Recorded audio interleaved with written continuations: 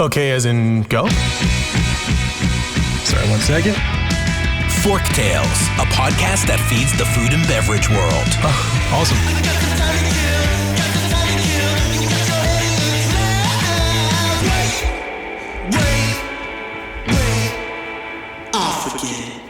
Forktales is brought to you by Vigor, a branding and marketing agency for passion-driven, innovative restaurant, beverage, and hospitality brands.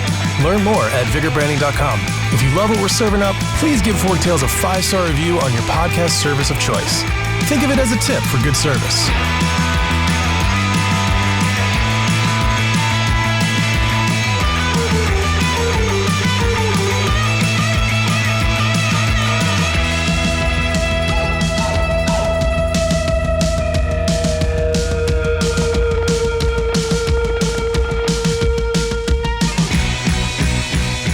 Hey everyone, today I am joined by my friend Zach Goldstein. He is the CEO and founder of Thanx, a system that we are going to dig into, but we're going to talk about a lot of other things today too. Before we do, Zach, say hello, give a little bit of backstory. Yeah, pleasure. Really happy to be with you. My background started before Thanx in working with restaurants and retailers to really build customer lifetime value, and that has become a passion of mine. That's really what Thanx does, targeted at restaurants. How do we help them identify where their best customers are and make more of their customers those best customers? I love it.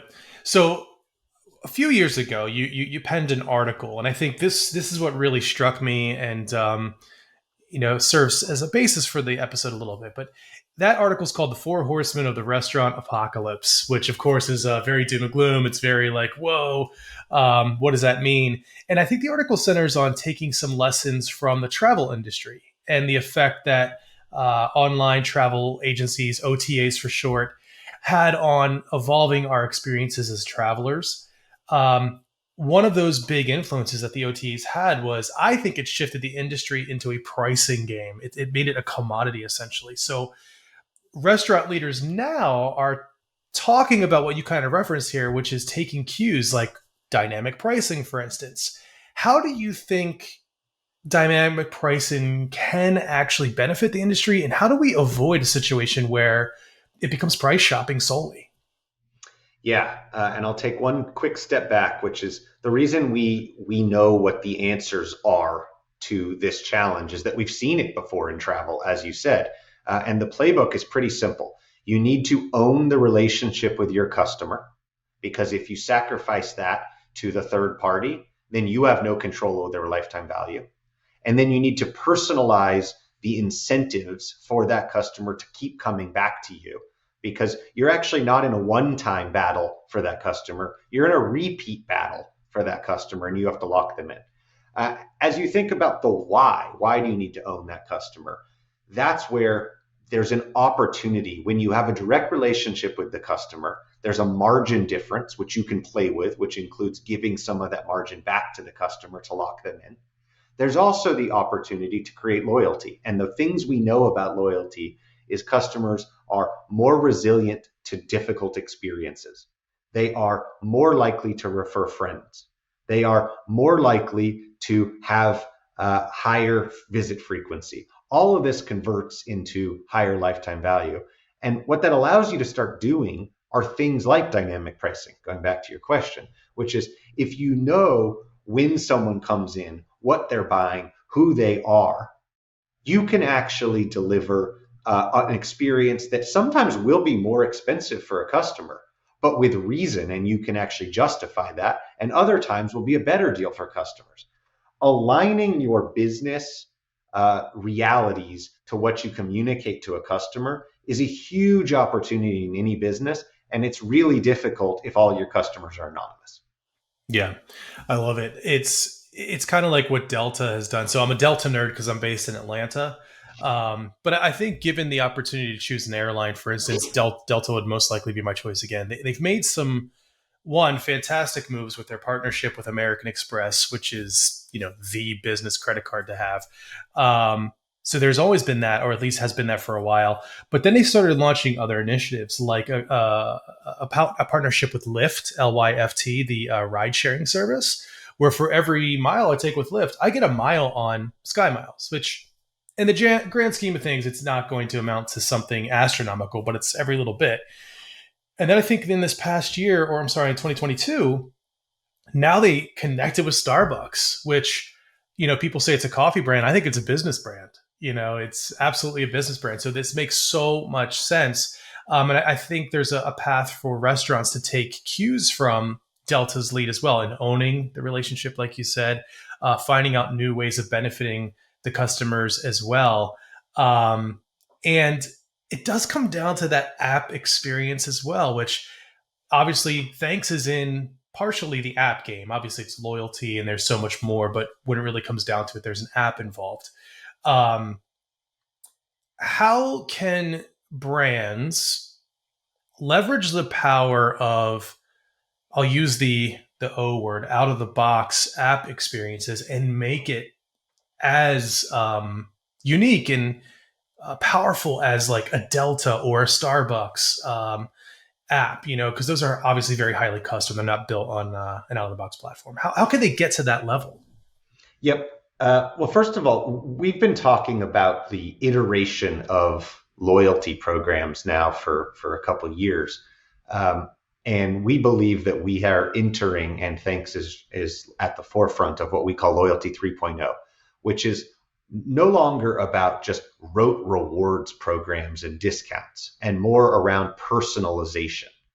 And that really matters because as you deliver more personalization, you actually can become less dependent on discounts as your loyalty mechanism and still be effective.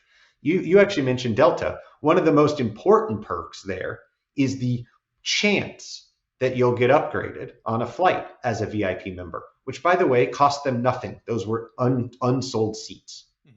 There are opportunities in restaurants that we believe are similar.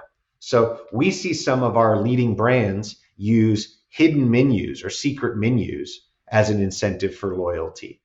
It doesn't actually have a big cost to say you're going to get longer access to this LTO. The example I always give is, can you imagine what McDonald's top 1% customers would do if they had year-round McRibs? That's the type of thing people care about. And those top 1% customers of McDonald's would care about that a lot more than they care about getting a discount. So there are, again, learnings from the travel industry that we can bring forward in restaurants.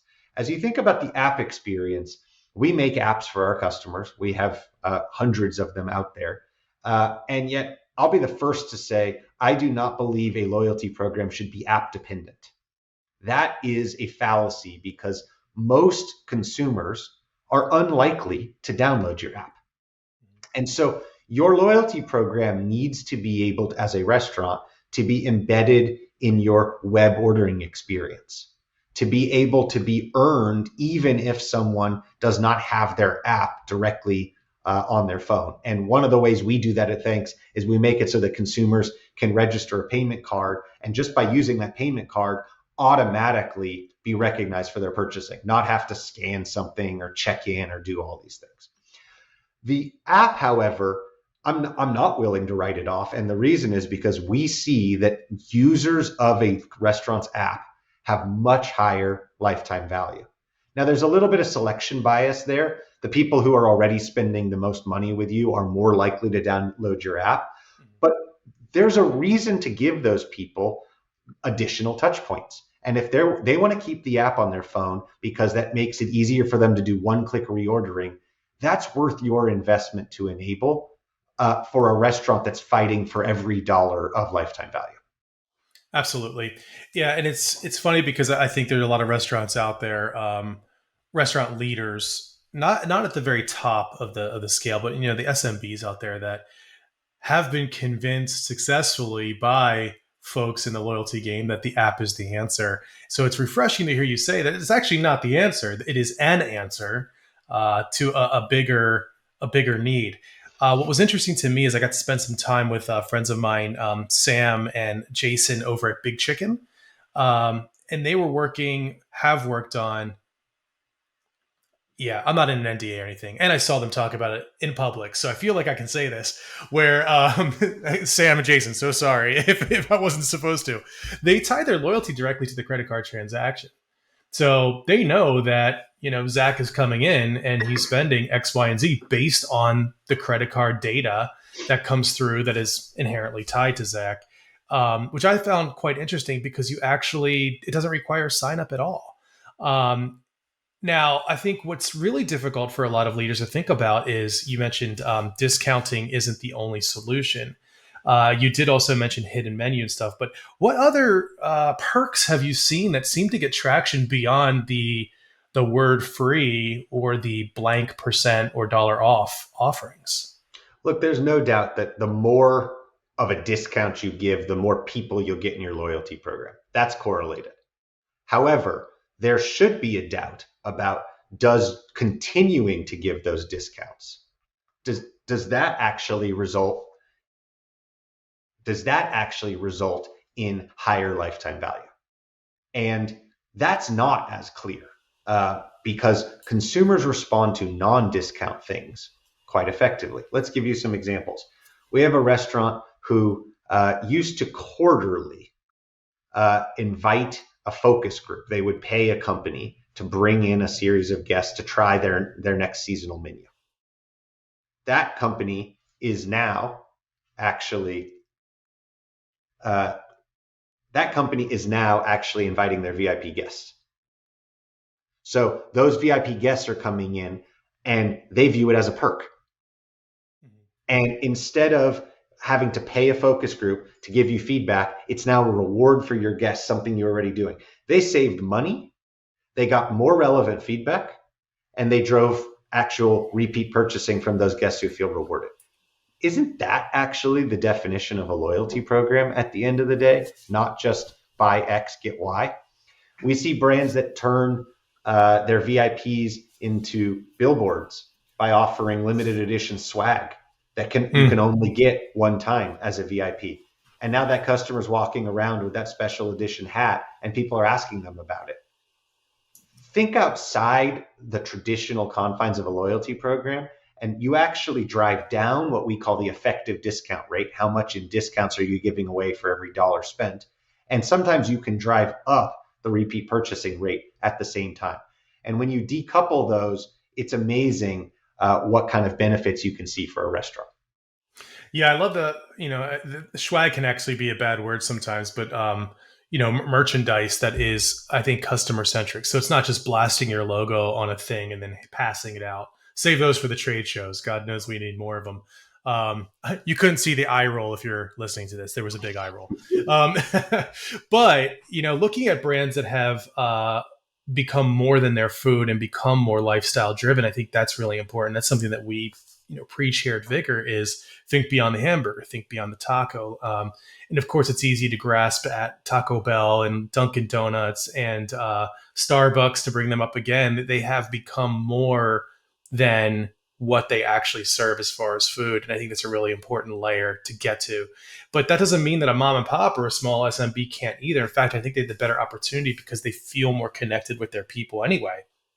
The key is, I think you've alluded to, knowing who that person is. So referencing that article again, the Four Horsemen of the Restaurant Apocalypse, you note that obviously great food and great service just isn't enough any longer.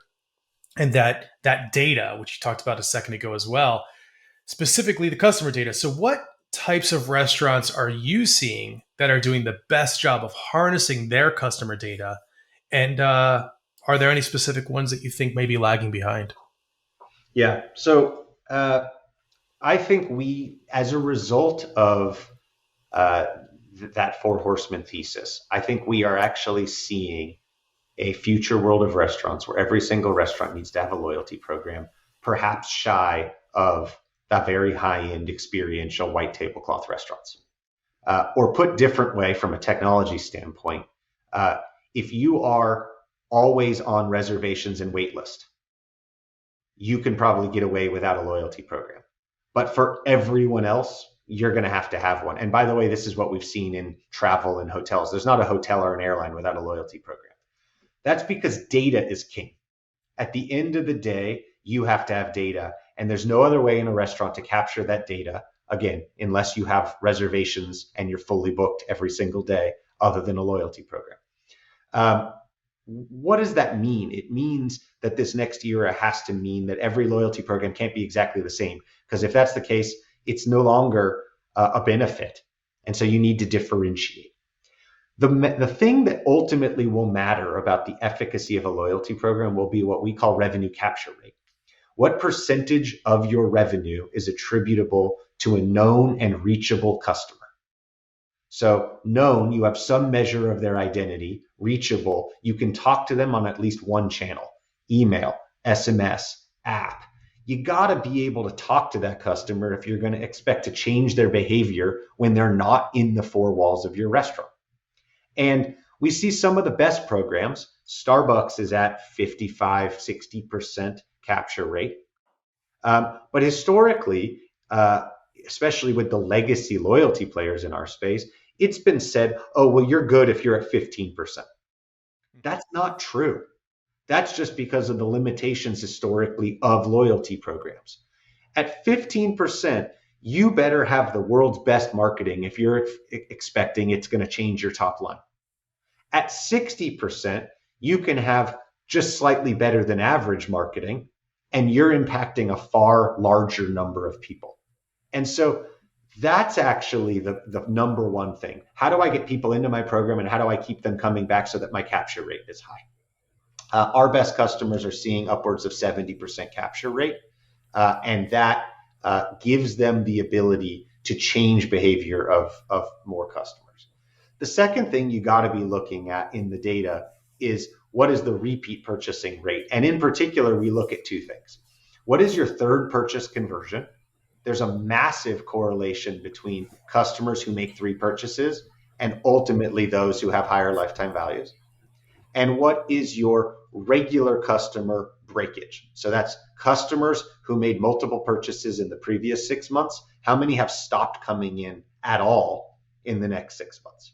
By tracking those two numbers and actually running segmented campaigns to try to change those numbers, you can actually drive top line revenue and same-store sales growth. Then the last thing that I would say is around what is the effective discount rate of your loyalty program? Because anyone can drive third purchases if you're giving away too much money. Mm-hmm. Are you doing it in a margin appropriate way for your brand? And that's different for every brand. But you got to keep an eye on that. And ultimately, that may mean reducing your discounts for the average customer, focusing those benefits on your VIP customer, or perhaps using some of these non-discount options. The answer to your question, we'll start with who's doing it well. The most remarkable chart of public restaurant companies is the Chipotle stock price chart. It's mind-blowing. Chipotle famously said, we're not going to have a loyalty program. They had a major food health problem. They had no way to reach out to customers personally, so they had no way to know who their VIPs were. Their stock price lost 80% of its value. Turns out it's really hard to drive repeat purchasing if you don't know who your best customers are. They launched a loyalty program. They lead in digital. They now approach 53% of revenue through digital, more than $1 billion. And suddenly their stock price, 500% growth from that low to about 2022 when it was at its peak. That's the value of data right there. It's a risk to not have it, and it's an opportunity when you have it. I think when we look at, just sticking with public restaurants as an example, when we look at some of the brands whose stock prices have been languishing, you will see almost to a T, they are the ones without customer data. They're living in an old version of restaurants where we just have to keep launching new menu items and doing good TV ads. That's not going to cut it from a marketing standpoint anymore. Yeah. So the app side of things, let's talk about the marketing that you just mentioned. So one of the challenges that a lot of brands that I've spoken with and brands that we work with have had is getting people on the app. So once they're on, yes, the world is wonderful. How do you market to people to get them to download an app? How do you get them to overcome that app fatigue that you, I think that's a term you coined, or at least I'm saying you coined it. So how do they get over that hump? How do you get them into it? And how do you minimize that fatigue so they use it?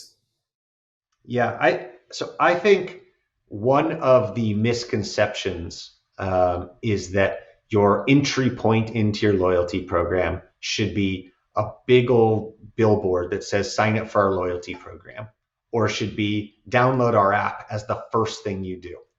We've all had this experience. You download an app, it's like 5 or 6 steps before you're actually in the app. Plus, you got to wait for that little thing to load. Like, that is the slowest way to get a person into a program that's ever been created. So if it's your primary way, seems pretty foolish. If I can add to that, and then you get the offer that is only valid for the next time. Yep. So it's even more frustrating. So one of the critical things that we do that none of our competitors do is that we build the loyalty enrollment flow directly into the digital ordering experience, inclusive of the web. Turns out 70+% of online orders happen via a website, not via an app, even if the app already exists. So what does that look like? Go through your first digital purchase. Perhaps there's an incentive waiting for you. And in the checkout flow, there's a little box that you can check that says, sign up to make sure that this credit card, whenever it's used, automatically earns rewards in the future, and I'll receive loyalty benefits. Well, that's a no-brainer. Automatically is a convenience thing for me, so why wouldn't I? And loyalty benefits are being given to me for free. That sounds great. So there's a 90+% opt-in rate in that checkout flow, which, by the way, is how e-commerce has been doing this for decades. Now you've got the person in your program. Now you can tell them about the benefits of the app, and some of them will download. So, by the way, did you know our app has one-click reordering? By the way, did you know our app has exclusive access to the hidden menu? By the way, blah, blah, blah, blah, blah. And so put the app signups lower in the conversion funnel as opposed to at the top, and you actually will see far more people join your CRM, and you'll even get far more app downloads as a result. We, before COVID, where digital ordering was relatively small for most brands, we saw a lot of brands that were focused on their loyalty sign-up strategy. Now, most brands are actually focused on their get the first digital purchase strategy, and oh, by the way, that's a great on-ramp into the loyalty program as well.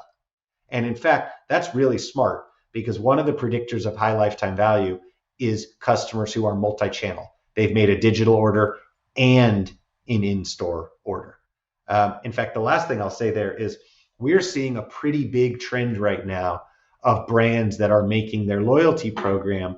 You can earn loyalty rewards by making purchases in store or on digital channels, but the only place you can redeem loyalty benefits is on digital channels.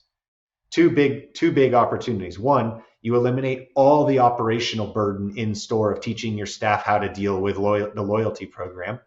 And two, you can actually move much more quickly iterating on your program because you're not beholden to whatever legacy point of sale you're likely working with.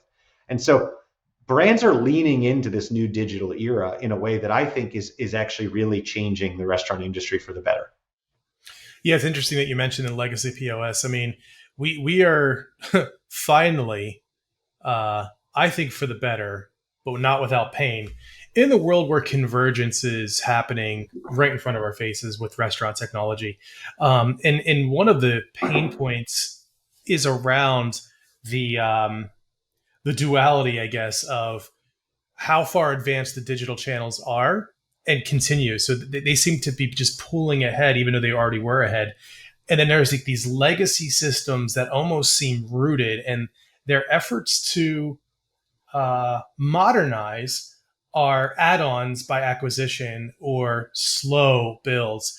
At what point do you think they just literally start to lose their juice, and the digital all-encompassing solution starts to reign supreme? I mean, we're seeing a couple names out there. I won't mention some of them because they may be competitors. So, but people know them. And then they have even new POS systems like Toast. I will name that one, that have like these things baked in, but no integrations. Like integrating with Toast, from what I hear from partners and friends, is like, it's it's like trying to break into Fort Knox.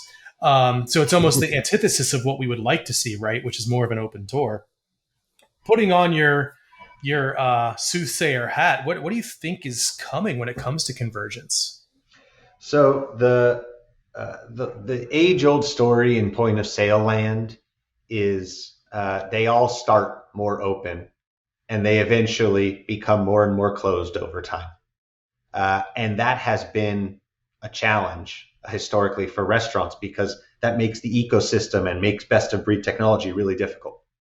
Um, I actually think what will change this and break this dynamic open is the fact that the point of sale is rapidly becoming less central to running a restaurant. In an era where a large chunk of your revenue comes through digital channels, you don't actually need a point of sale in that case. You could route digital orders directly to a KDS and cut it out entirely. Now, most restaurants aren't doing that, but that gives you a window into the future of what's actually at the center, which is the customer. And I believe that the next major wave of innovation, again, inspired by what we've seen in travel, inspired by what we've seen in e-commerce, is around the centrality of the customer, whether you call that CRM or CDP or however you think about it. If you're making decisions around individual customers, not around what connects to my point of sale and how do I route it through that, that's a big leap forward for restaurants. It's less operational and it's more focused on actual being a customer focused business, which ironically is what restaurants have always been. Some of the best customer focused businesses, but they've been hamstrung by this operational burden that is the point of sale. And so that's not to say companies that have historically been point of sales are going to be fully cut out. Some of the leaders, some of the cloud-based ones are redefining themselves away. So you mentioned Toast, who has built a pretty robust KDS system, is leaning heavily into digital ordering in their own way. I think we've seen Q, which has really redefined themselves to be not really a point of sale, but thinking very differently about their role in a restaurant. And there's many more that we could name. That evolution is healthy, in my opinion, but it's not going to come from Aloha suddenly deciding that they're going to change their role in the restaurant industry. Aloha is working the classic cash cow strategy, and perhaps that could change, but we haven't seen any signs yet that it is. Yeah, there's definitely some that are nipping at the heels. We have to presume that there's a little bit of sweating going on within the walls of the what we'll call the Goliaths, as these Davids who are rapidly growing up. Not to use a biblical reference, but I will. These Davids are actually growing fast, and it's probably alarming in some ways to be the old dog at the table. So talking about clarity a little bit here, and let's shift to Thanx specifically. So I really want to dig into it. So Thanx is described as a, quote, a customer engagement solution for offline businesses. Others have described it, though, as a guest engagement and retention platform.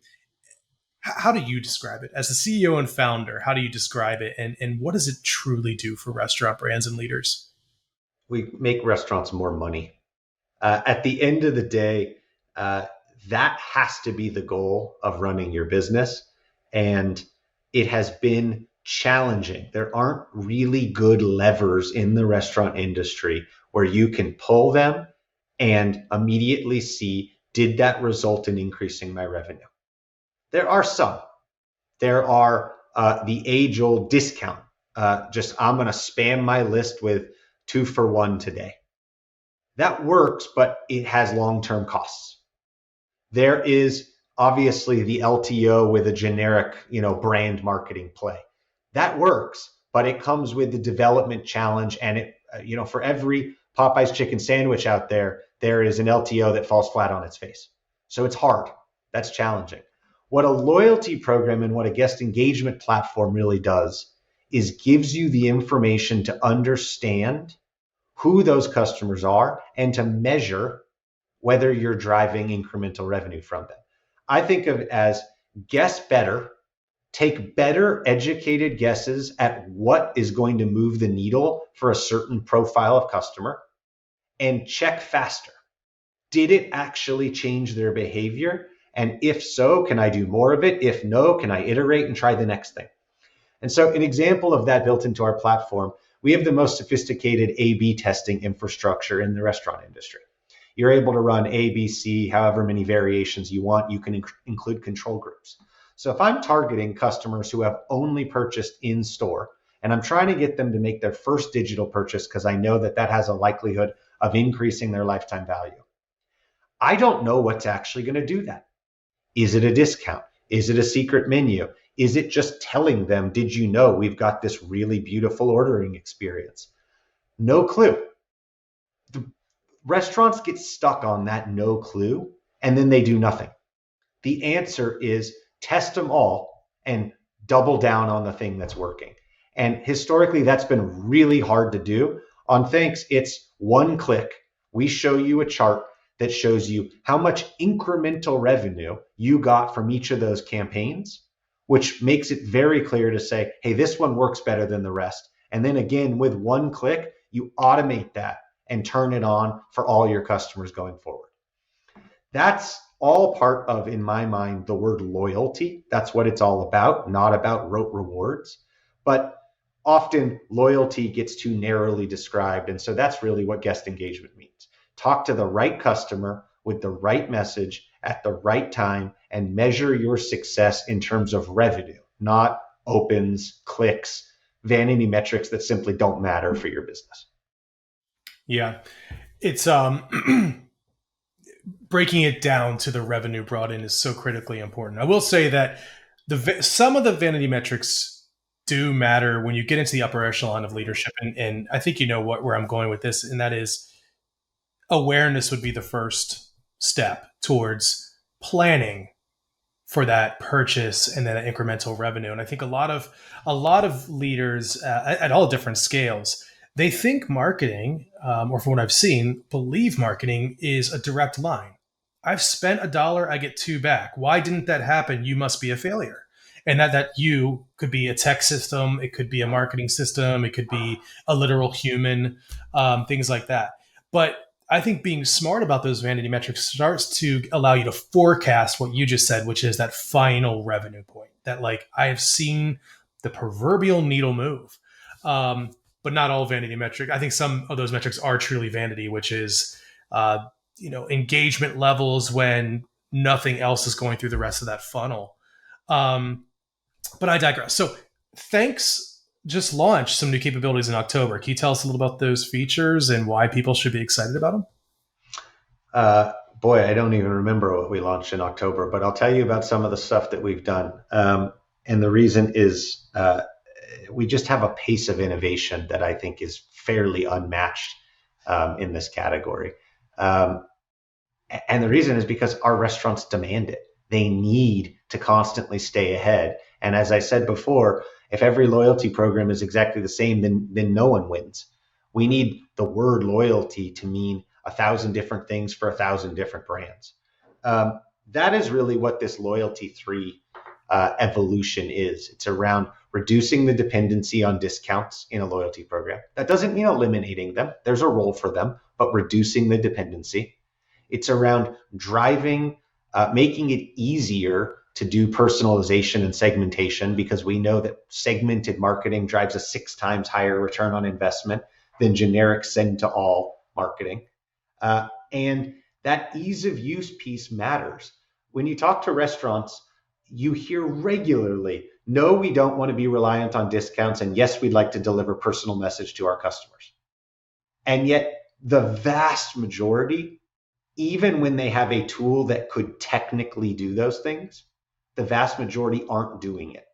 When you ask them why, whether it's a small 5-location chain or a $1 billion plus revenue chain, the answer is we are time constrained in our marketing department. It is difficult. We're short-staffed. We're slow. We're trying to hire. Our budgets got cut. We need it to be easier to do. And that has been an area of intense focus for us, is how do we make it, as I mentioned before, so that an ABC automation takes 5 minutes to set up, not 5 days to set up. Yeah, I love it. So is there a place where people can keep track of those innovations? Is it a Twitter profile or is it a blog or both? Yeah, it's all of the above. Our website tends to focus through the lens of customers. It's really, when I talk about restaurants are becoming more customer centric, I think actually that's the hallmark of any good software company too. And so we tell our stories about what our products are through the customers that are using them, and frankly, the faces of the individuals that are doing it. So that's a great place to start. We tend to be pretty active, and I in particular with my writing on LinkedIn, which is a great place to follow me and a lot of the writing I'm doing on the industry. And then I'd say the third thing is we have a constant feed of our innovation that is pushed both to our customers and non-customers. The industry's fed up with legacy solutions, and I'm not going to name any specific people, but everyone knows who I'm talking about. And the reality is, if looking specifically at your loyalty program, if you don't know whether it's driving revenue from your business, I have really bad news for you. It's not. It's really that simple. If you keep reporting to your CEO and your board that your number of signups in your loyalty program is growing and the number of emails you sent out to your program is growing, and those are the type of metrics you're focused on, you're hiding the fact that your program is failing and likely giving away a bunch of money and not making a return. And I often find restaurants that they hide that they're comfortable in that space. It's scary to make a switch. And one of the things that we help restaurants understand is it's actually far riskier to not make a change and let that keep going than it is to change and lean into modern technology. I love it. So everything that we've talked about arguably is trivial compared to this final question. Not many people would argue that. I'll argue that. If you had one final meal, where would you eat, what would you eat, and why? That is a pretty good question. I would immediately get on a plane to Tokyo or Osaka.